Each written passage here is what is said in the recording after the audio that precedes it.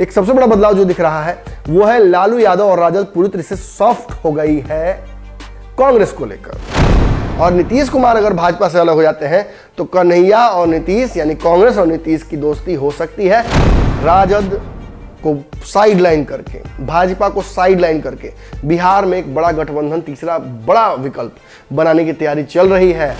भाजपा अगर और टॉर्चर करती है, दबाव बनाती है या उनकी बातें नहीं मानती है तो नीतीश के पास एक ही पास रास्ता है कि वो निकल जाए इस महागठबंधन से, लेकिन वो राजद के साथ नहीं जाएंगे, उन्होंने स्पष्ट किया। हालांकि राजनीति में कुछ भी तय नहीं होता है, लेकिन राजद को लेकर उनकी रणनीति ही एकदम अलग है। वो इस वक्त अपनी ताकत को बढ़ाना चाहते हैं बिहार में। कांग्रेस ने नीतीश कुमार के प्रति अपने आप को सॉफ्ट कर दिया, कई मैंने बयानों की श्रृंखलाएं आपको बताई हैं और ये दिख रहा था। भले ही दावा कांग्रेस ये कर रही थी कि राजद और भाजपा गठबंधन होगा, लालू यादव से आर.के. सिंह जाकर मुलाकात कर लेते हैं, तो यहाँ के जो भक्त चंद्रदास जी हैं वो कहते हैं कि मैंने तो पहले ही कहा था कि ये मिलने वाले हैं, ये दोनों मिले हुए हैं और आखिर देखिए मिले हुए निकले। ऐसी स्थिति में कांग्रेस के लिए संभावनाएं समाप्त होती दिखी। लालू यादव ने एक बयान दे दिया कि हमारा गठबंधन अटूट है और ये टूटेगा नहीं। लालू यादव के 3 बयानों को मैं पिछले बता रहा हूं। भगचोनहर किसको कहा था, क्यों कहा था, आपको पता ही है। कांग्रेस क्या वापस आएगी, क्या लालू यादव के साथ कांग्रेस का रिश्ता पुराने जैसा होगा? तो फिलहाल तो नहीं होगा। और यहां पर एक बड़ी बात यह भी है कि राजद का जो कैंडिडेट है यानी अरुण शाह, वो भाजपा के वोट बैंक में सेंधमारी कर रहे हैं। तो जदयू के लिए इतना आसान नहीं हो जाएगा कि कुशवाहा का सारा वोट छीन लेंगे और जीत जाएंगे, इतना आसान नहीं है। कांग्रेस और राजद का गठबंधन वर्तमान परिस्थितियों में लालू यादव के दावों के बावजूद समाप्त मानिए, कांग्रेस वापस नहीं आएगी।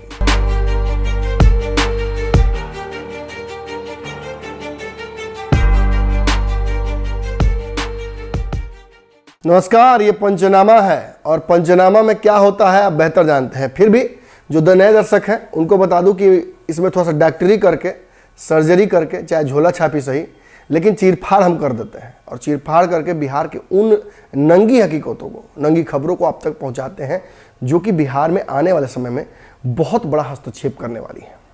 उपचुनाव है, सभी को पता है, आपको एग्जिट पोल भी हमने दिखा दिया। जो पूरे बिहार में अलग अलग मीडिया घरानों ने एग्जिट पोल दिखाया है उससे हमारा थोड़ा अलग है, हर बार अलग होता है, इस बार भी थोड़ा अलग है। जहाँ एक तरफ तारापुर में लोग मामला जदयू की तरफ झुकता हुआ दिखा रहे हैं, वहीं मुझे लगता है हमारा जो एनालिसिस है उसके हिसाब से इसमें कहीं ना कहीं बड़ा एक हिस्सा वोटों का शिफ्ट हो गया है राजद की तरफ, लालू यादव की तरफ और कहीं ना कहीं तेजस्वी यादव की तरफ। तेजस्वी का एक्सेप्टेंस तारापुर में दिखा और जनता के बीच भी भले ही ये बात एक कही जा रही है कि कुशवाहा समाज का वहाँ कैंडिडेट उतारा गया, कुछ लोग दावा कर रहे हैं कि वैश्य समाज का जो प्रत्याशी उतारा इन्होंने अरुण शाह को वोट नहीं देगा वैश्य।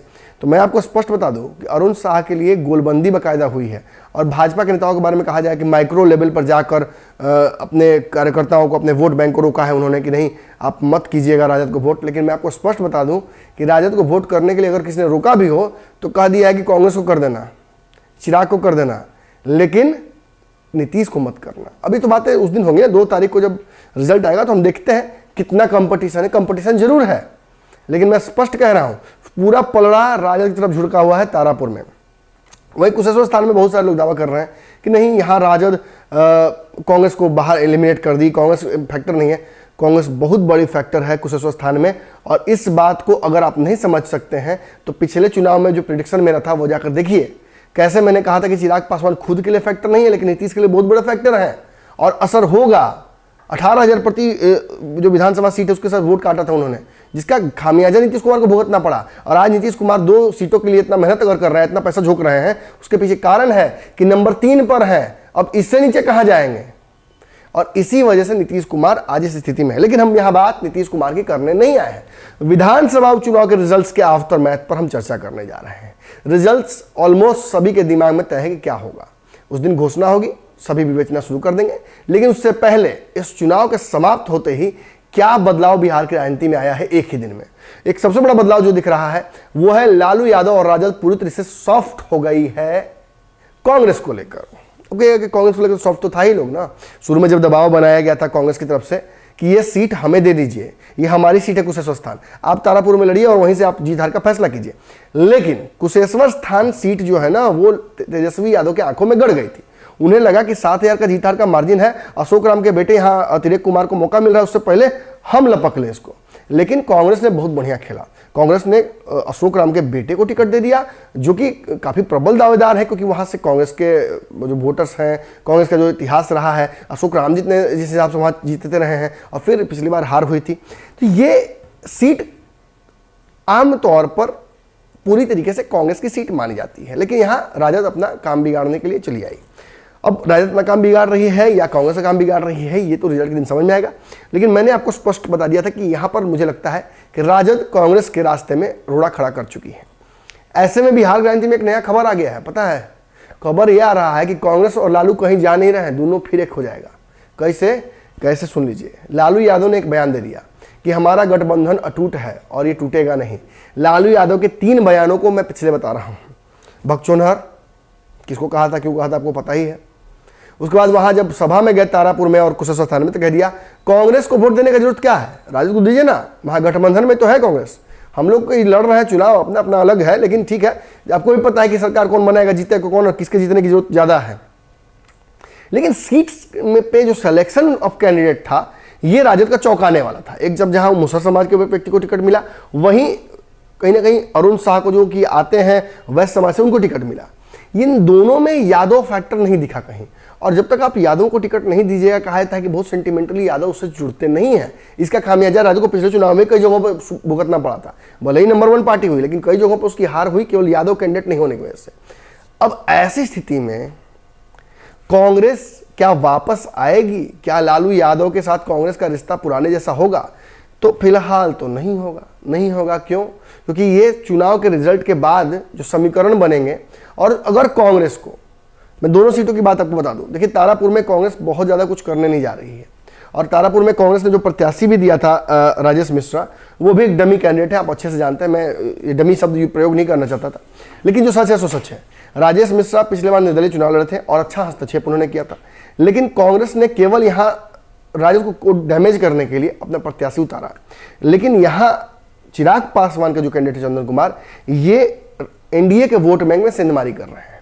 और यहाँ पर एक बड़ी बात यह भी है कि राजद का जो कैंडिडेट है यानी अरुण शाह, वो भाजपा के वोट बैंक में सेंधमारी कर रहे हैं।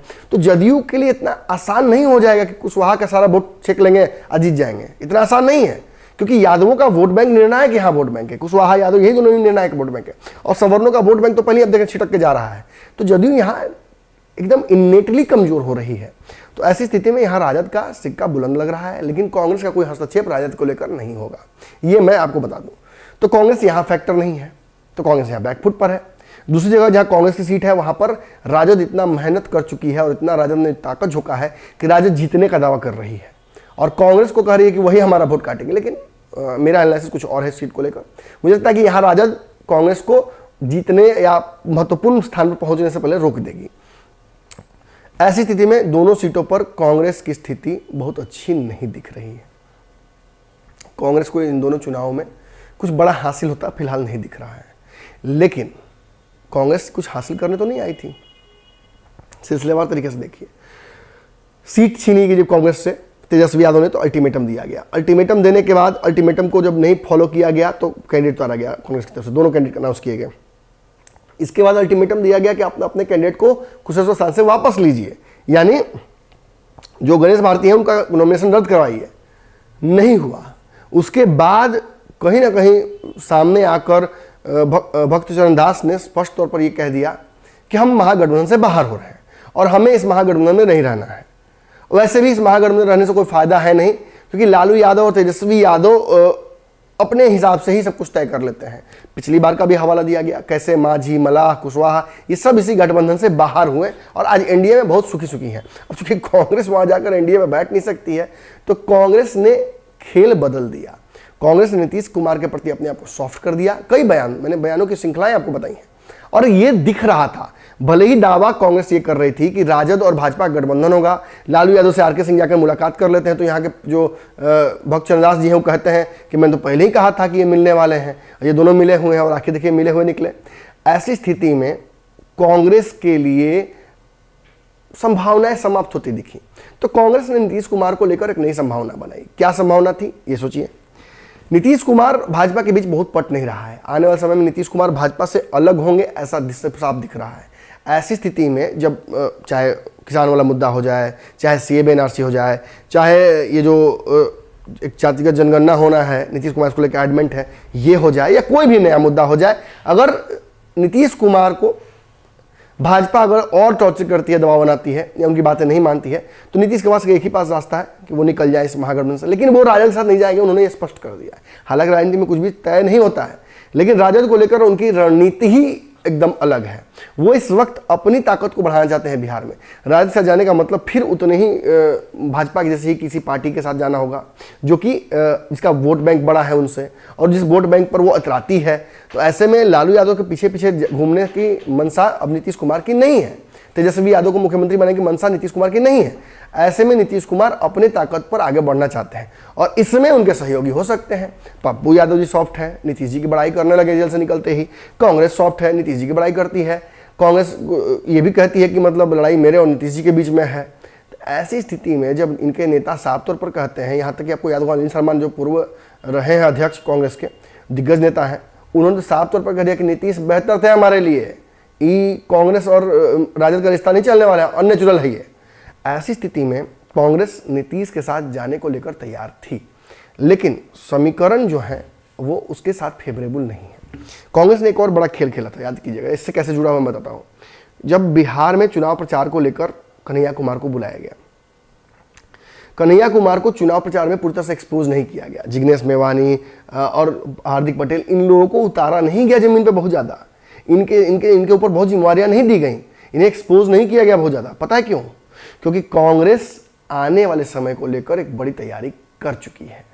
जी हाँ, आप सही सुन रहे हैं, मैं इशारा जो कर रहा हूँ आप समझ रहे होंगे, नहीं समझ रहे मैं समझा देता हूँ। कांग्रेस जो लालू जी ने कल दावा कर दिया है कि कांग्रेस और राजद का गठबंधन नहीं टूटेगा, कांग्रेस हमारे साथ रहेगी, ये दावा सरासर गलत साबित होगा। जैसा कि दावा उन्होंने किया था कि सोनिया गांधी जी से मेरी बात हुई है, जिसको भगचंद दास ने प्रेस कॉन्फ्रेंस करके काटा और जिस पर अब तक कोई स्पष्टीकरण राजद की तरफ से नहीं आ पाया है और लालू यादव प्रूफ नहीं कर पाए हैं कि वो बात किए थे। ऐसी स्थिति में एक और दावा जो लालू जी का है उस पर भगचंद दास ने स्पष्ट कर दिया है, या कि कांग्रेस ने स्पष्ट कर दिया है कि ऐसा नहीं होने वाला है, रिजल्ट से हमें कोई फर्क नहीं पड़ता है। आपको अब इन दोनों को जोड़ के बताता हूं। कन्हैया कुमार को कांग्रेस चाहती ही नहीं है कि इस चुनाव में लाकर एक्सपोज करे। कन्हैया और इस चुनाव से बहुत एक्सपेक्टेशंस कांग्रेस की नहीं है। कांग्रेस जीतने के लिए इन दोनों चुनाव को नहीं लड़ रही है, वो अपनी ताकत को संचित करके आगे की रणनीतियों के लिए लड़ रही है और आगे चल के कन्हैया कुमार को बड़ी जिम्मेवारी देने जा रही है। हो सकता है प्रदेश अध्यक्ष बना दे, हो सकता है कोई बड़ी जिम्मेवारी देकर सामने चले, या हो सकता है कि CM कैंडिडेट ही बनाकर आगे बढ़े। ऐसी स्थिति में कन्हैया कुमार और कांग्रेस को बिहार में एक बड़ा साथी चाहिए होगा। बिहार में बिना गठबंधन सरकार बना संभव नहीं है मौजूदा स्थिति में। और नीतीश कुमार अगर भाजपा से अलग हो जाते हैं तो कन्हैया और नीतीश यानी कांग्रेस और नीतीश की दोस्ती हो सकती है। और कांग्रेस फिलहाल अगर दाव खेल रही है और अगर वो लालू यादव की बातों को नहीं मान रही है और लालू यादव को आईना दिखा रही है, तो उसका एकमात्र कारण है कि कांग्रेस रिजल्ट्स और कन्हैया के आने को लेकर बहुत ज़्यादा अभी फिलहाल एक्साइटेड नहीं है। कांग्रेस इन दोनों चीज़ों को लेकर एक बड़ी रणनीति आगे बनाकर चल रही है और कांग्रेस इस तैयारी में है कि आने वाले समय में वो अपनी ताकत बढ़ाए, आने वाले बड़े चुनाव पर फोकस करे। साफ तौर पर आप देख सकते हैं सभी उपचुनाव की बात कर रहे हैं। मार्क माई वर्ड्स, इन शब्दों को कहीं लिख लीजिए कि नमन मिश्रा जी ने इस एपिसोड में ये कहा था। सारी पार्टियां बिहार की जब उपचुनाव की तैयारी कर रही हैं, किसी मध्यावधि चुनाव की तैयारी कर रही हैं, कांग्रेस आने वाले 2024 के चुनाव की बात बार बार कर रही है, लोकसभा चुनाव की बात कर रही है। इशारा समझिए क्या कह रही है कांग्रेस, क्या कहना चाह रही है कांग्रेस। क्यों दो ही दल बिहार में आने वाले उपचुनाव माफ कीजिएगा लोकसभा चुनाव की बात कर रहे हैं, क्यों कर रहे हैं? और कौन दूसरा दल है? कौन PM कैंडिडेट बन गया है सडनली? किसको PM कैंडिडेट बनाने के लिए तैयारी चल रही है? संसदीय दल का अध्यक्ष किसने घोषित किया? उपेंद्र कुशवाहा को। राजद को साइडलाइन करके, भाजपा को साइडलाइन करके बिहार में एक बड़ा गठबंधन, तीसरा बड़ा विकल्प बनाने की तैयारी चल रही है। और इस तैयारियों को इस उपचुनाव के रिजल्ट के बाद आप और मूर्त रूप लेता हुआ देखेंगे। यानी अंततः सुन लीजिए जो सुनना चाहते हैं, कांग्रेस और राजद का गठबंधन वर्तमान परिस्थितियों में लालू यादव के दावों के बावजूद समाप्त मानिए, कांग्रेस वापस नहीं आएगी। जब तक कि कांग्रेस अपनी रणनीतियों को एक बार एक्सपेरिमेंट नहीं कर लेगी, जैसा कि नीतीश कुमार लव कुश को लेकर करना चाहते हैं। तो पंचनामा के इस एपिसोड में इतना ही। आपको एक्चुअली भाप जम जा रहा चश्मा वहाँ पे यार, एसी बंद है ना? हाँ, चला देना। बंद है तो फिर कुछ गड़बड़ जरूर है, करो कम। तो पंचनामा के इस एपिसोड में इतना ही आज। उम्मीद करता हूं कि आपको भारत और न्यूजीलैंड का मैच देखने में आज मजा आए और भारत जीत जाए। बहुत मुश्किल से हम उभरे हैं पिछले मैच में जो हुआ था, आपने अच्छे से देखा, पाकिस्तान के खिलाफ बहुत बुरी तरीके से हम लोग हारे थे, लेकिन कोई बात नहीं, हमारी टीम बहुत स्ट्रांग है और वर्ल्ड कप में उम्मीद है कि इस बार कप हम लेकर ही आएंगे। सभी को जीतने और हारने का अधिकार है, लेकिन इस बार उम्मीद है कि हम जीत कर ही आएंगे। और हाँ, पंचनामा का ये जो एपिसोड है इसको शेयर जरूर कर दीजिएगा। धन्यवाद।